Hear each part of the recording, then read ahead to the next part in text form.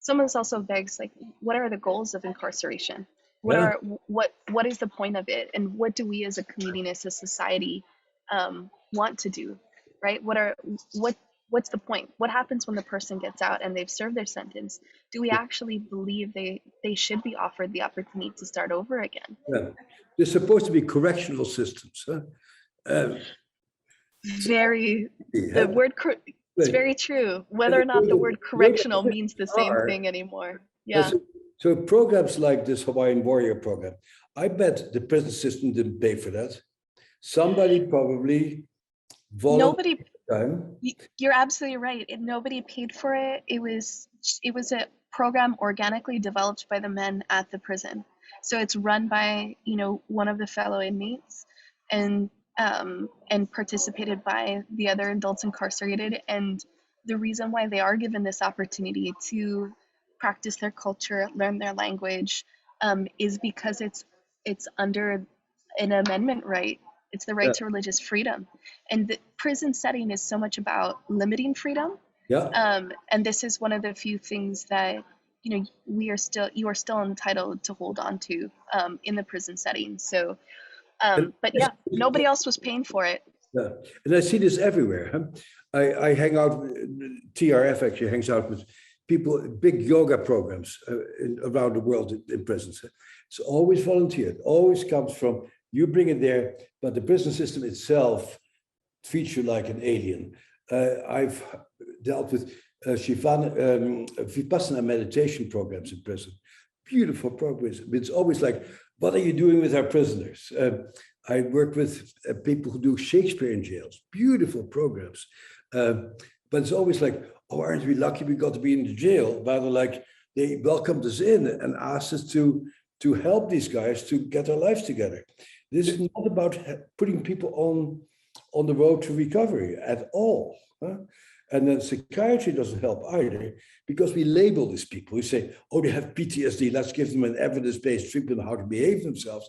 And it's totally decontextualized of the whole social and identification issues and identity issues that are really at the core of all this misery. Is there any data like supporting like the benefit this brings to the prison? Like not necessarily this program, but you're talking about Shakespeare, you're talking about the prison yoga project. Is there any data supporting like how beneficial this is to? That you are clearly not a researcher, because if you're a researcher, you think, where do we get the money to do a research project? And I have done a lot of research and edgy research. It is very hard to get research money if you do anything other than CBT or drugs. Is there any, just like, does any administrative person be like, oh, like this, the behavior has increased? This is like, just like, non-analytical. Anecdotes. Well, yeah. Well, what's interesting is how do we maintain a structure and a system is, if the data doesn't exist, you don't have to change anything. Right. So part of what I found, particularly for our community, is when we hit points of pressure, sensitive points, there's a dearth of information. And so I'm grateful to you for bringing up this idea of data, because until we have the numbers, right, for certain things, it's very difficult to hold a compelling argument. Cash conversations are easy to throw out because people understand money. But in terms of other data and like statistics existing to be able to provide an argument to the contrary, we don't have that. And a lot of times there is the lumping of Asian Pacific Islander, so that it's such a large grouping, particularly for Hawaii, which is predominantly Asian and Pacific Islander. How do you suss out the what is actually happening to the indigenous population if they're being grouped together too? So the data question is incredibly important and powerful. But I will say, go ahead. Are you making any headway at the University of Hawaii? Because this research could only be done at the University of Hawaii. Somebody Yale, Harvard, it wouldn't resonate with them. But that's a really great question. And actually, one of the outcomes that I'm grateful to this film is that students this is very small, but you have no idea how many conversations I've had with students at the law school Mm, that will reach out to me, like mm, clubs at the university.